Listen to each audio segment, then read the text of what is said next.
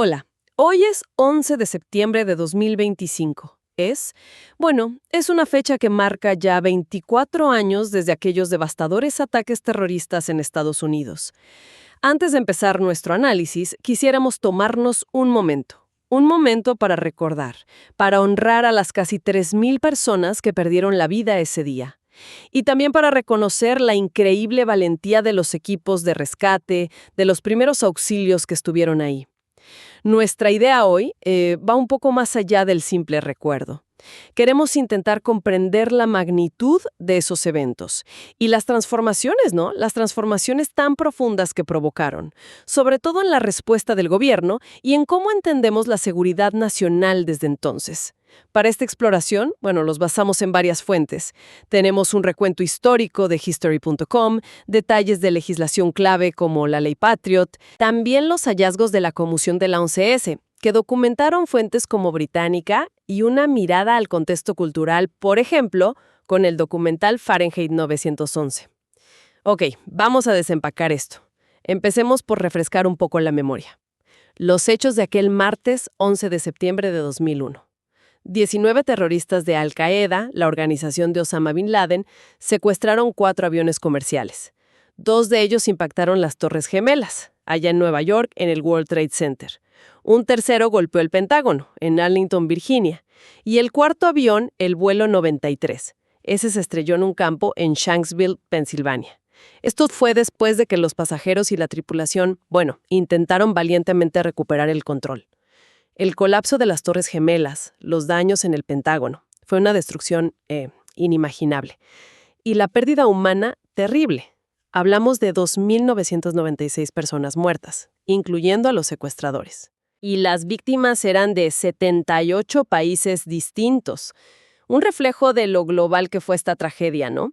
Y es fundamental, creo yo, recordar a los rescatistas caídos. Los 343 bomberos y paramédicos, 23 policías de Nueva York, 37 oficiales de la autoridad portuaria que murieron en el World Trade Center, mientras intentaban salvar vidas. La respuesta casi de inmediato fue muy contundente. El presidente de entonces, George W. Bush, declaró la guerra contra el terrorismo. Esa frase definió la política exterior de Estados Unidos por años. Y dijo algo clave. No haremos distinción entre los terroristas que cometieron estos actos y aquellos que los albergan. Y una de las primeras y quizás más impactantes respuestas legislativas fue la ley US Patriot. Se promulgó rapidísimo, ¿verdad? El 26 de octubre de 2001. Su meta era bastante clara: reforzar la seguridad interna y dar, nuevas herramientas a las agencias para prevenir futuros ataques. Sí, y lo fascinante aquí es la rapidez y el alcance que tuvo esa ley. Fue enorme. Modificó muchísimas leyes que ya existían y abarcó áreas súper diversas. Para no perdernos en los detalles técnicos de cada título, podemos ver los ejes principales, ¿no? Hubo un enfoque muy fuerte en ampliar la capacidad de vigilancia del gobierno. Por ejemplo, se hicieron más flexibles los requisitos para obtener órdenes bajo la Ley de Vigilancia de Inteligencia Extranjera, la famosa FISA. Esa es la ley que regula cómo el gobierno puede espiar a sospechosos de ser agentes extranjeros dentro de Estados Unidos, ¿cierto? Exacto. Y el cambio clave fue que ya no era necesario que la inteligencia extranjera fuera el único propósito de la vigilancia. Bastaba con que fuera un propósito significativo. ¿Y eso qué significó en la práctica? O sea, ¿mayor capacidad para escuchar conversaciones, rastrear comunicaciones? Exactamente. Se expandió el uso de herramientas como los registros telefónicos que capturan los números marcados, los salientes y los rastreadores que identifican los números de llamadas entrantes. Y esto se amplió para incluir direcciones de Internet, correos electrónicos, no solo teléfonos. Ah, claro. También se facilitó mucho el acceso a registros comerciales, registros de bibliotecas, otros documentos, lo que llamaban cosas tangibles que fueran relevantes para investigaciones de terrorismo o inteligencia. Y algo muy importante, se buscó derribar esos muros que a veces impedían compartir información entre agencias de inteligencia, como la CIA, y agencias de aplicación de la ley, como el FBI. Entiendo. Hay que decir, eso sí, que algunas de estas medidas se aprobaron con cláusulas sunset, o sea, con fecha de caducidad. Eso sugiere que, al menos parte del Congreso, las veía como algo temporal. Aunque muchas se renovaron después. Entiendo. Vigilancia ampliada, más intercambio de información. ¿Qué otras áreas clave tocó la ley? Porque mencionaste que era muy amplia. Sí, otra área crucial fue el Título 3. Este se enfocó en cortar el financiamiento del terrorismo. Básicamente, atacar el lavado de dinero. Se estimaba que miles de millones de dólares se lavaban anualmente, y que parte de ese dinero, claro, financiaba a grupos terroristas. ¿Tenía sentido ir por ahí? Claro, la ley dio más poder al Departamento del Tesoro para presionar a bancos extranjeros sospechosos, por ejemplo. Exigió más diligencia debida al tratar con ciertas cuentas y prohibió operar con los llamados bancos pantalla, esos bancos sin una oficina física real que a menudo se usan para ocultar transacciones ilícitas. Incluso se tipificó como delito sacar o meter grandes cantidades de efectivo del país sin declararlo, lo que llaman bulk cash smuggling. O sea, seguir la pista del dinero para, digamos, ahogar financieramente a los grupos terroristas. Esa era la intención, sí. Además, hubo cambios importantes en seguridad fronteriza e inmigración. Se autorizó más personal para la frontera, especialmente la del norte. Mayor escrutinio de visas, acceso a historiales criminales. Se implementó un sistema para monitorear a estudiantes extranjeros. Ah, sí, recuerdo eso. Y también se introdujo la detención obligatoria de extranjeros sospechosos de terrorismo. Eso fue bastante polémico. Y en el ámbito penal, se creó una definición de terrorismo doméstico, se endurecieron las penas por apoyar materialmente a terroristas, y algo importante, se eliminó la prescripción, el estatuto de limitaciones, para ciertos delitos graves de terrorismo. Curiosamente, en medio de todo esto, la ley también incluyó secciones específicas condenando la discriminación contra árabe-americanos y musulmanes americanos. Eso es interesante. Sí, reflejaba una preocupación temprana por posibles represalias injustas contra estas comunidades. Mientras el Congreso actuaba con esa rapidez, aprobando la ley Patriot para fortalecer las herramientas de seguridad, surgía la pregunta inevitable, ¿no? ¿Cómo pudieron ocurrir los ataques en primer lugar? Y eso llevó a la creación, en noviembre de 2002, de la Comisión Nacional sobre los Ataques Terroristas contra los Estados Unidos, la famosa Comisión del 11S. Era un grupo bipartidista, ¿cierto? Liderado por Thomas Keane y Lee Hamilton. Correcto. Y su mandato era investigar a fondo los fallos y proponer reformas. Aquí es donde la cosa se pone realmente interesante, porque sus conclusiones, sacudieron los cimientos de la comunidad de inteligencia. Totalmente. El informe final de la comisión, que se publicó en 2004, fue demoledor en algunos aspectos clave. Su hallazgo más citado, quizás, es que el fallo principal no fue tanto de recolección de inteligencia, sino de imaginación. Imaginación. ¿A qué se referían con eso? O sea que las agencias y los líderes políticos no lograron conectar los puntos que ya tenían. No supieron concebir la posibilidad real de un ataque de esa magnitud, de esa naturaleza, a pesar de que había algunas señales previas. Criticaron muy duramente a la CIA y al FBI por no evaluar adecuadamente la amenaza que representaba Al-Qaeda, y crucialmente, por no compartir información vital entre ellos. Entonces, la idea era que distintas agencias tenían como piezas del rompecabezas, pero nadie pudo o nadie supo armar la imagen completa antes del 11S, algo así. Exactamente. Ese fue un fallo sistémico clave que identificaron. Y si conectamos esto con el panorama general, las conclusiones de la comisión sobre la implicación de otros países fueron muy significativas. Determinaron, por ejemplo, que no había evidencia creíble que vinculara al Irak de Saddam Hussein con los ataques del 11S. ¡Wow! Eso debió ser... Políticamente explosivo, sí, porque contradecía una de las justificaciones centrales que se usaron para la invasión de Irak en 2003. Tampoco encontraron pruebas de que el gobierno de Arabia Saudita hubiera participado. Aunque claro, 15 de los 19 secuestradores eran saudíes. Eso siempre generó preguntas. Claro. Sí señalaron el complejo papel de Pakistán en el surgimiento del extremismo islamista en la región, y sugirieron investigar más a fondo una posible conexión con Irán.